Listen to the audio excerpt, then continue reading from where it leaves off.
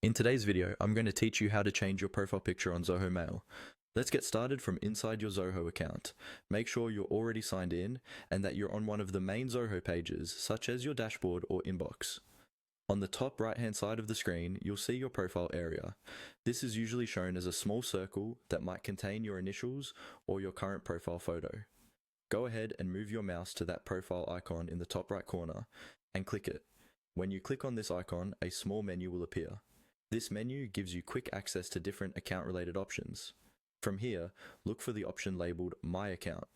This is where Zoho keeps all of your personal and security settings in one place. Click on My Account.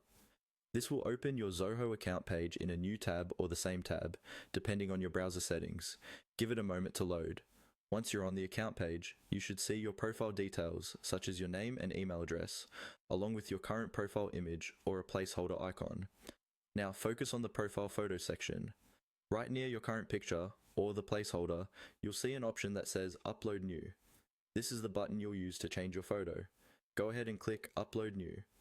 As soon as you click it, a file selection window from your computer will pop up. Here, you'll want to browse to the folder where your new profile picture is saved.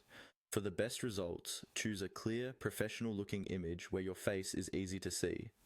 Select the image file you want to use and then click Open or the equivalent confirmation button on your operating system. Zoho will now upload your chosen image. In many cases, you'll be given a quick preview and possibly an option to adjust the crop so that your face is centered nicely. Take a moment to make sure it looks the way you want. When you're happy with the preview, confirm or save the changes. Your new profile picture should now be updated across Zoho Mail and any connected Zoho applications that use the same account.